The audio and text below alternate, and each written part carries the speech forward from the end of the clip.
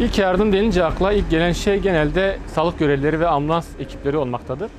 Aslında ilk yardım sağlık görevlileri gelinceye kadar olay yerinde hasta ve yaralıya yapılan hayat kurtarıcı ilk müdahaledir.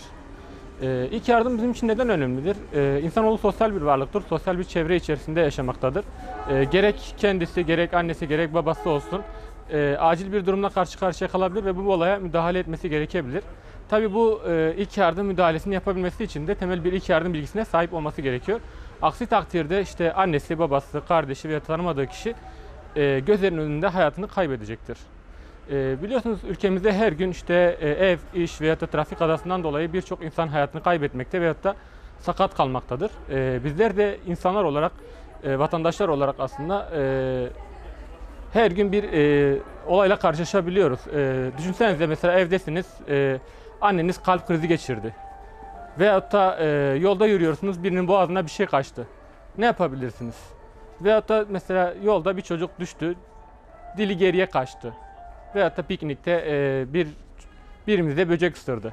Ne yapmamız gerektiğini biliyor muyuz? Aslında bizlerin bu tür durumlarda yapacağımız şeyler çok basit, çok kolay şeyler. Bunları yapmayı öğrendiğimiz zaman çok rahat bir şekilde insan hayatını kurtarabileceğiz.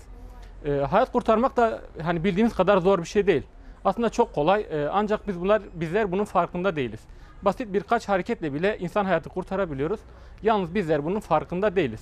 En basitinden işte sosyal medyada çok sık karşımıza çıkan boğazına bir cisim kaçan ve nefes alamayan bir hastaya uyguladığımız hemlik manevrası.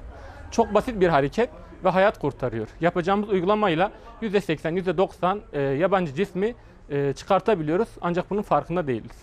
Veyahut da dili geriye kaçan hastalara yapmış olduğumuz çok basit bir hareket var. Baş çene pozisyonu. Bu hareketle bile insan hayatını kurtarabiliyoruz aslında.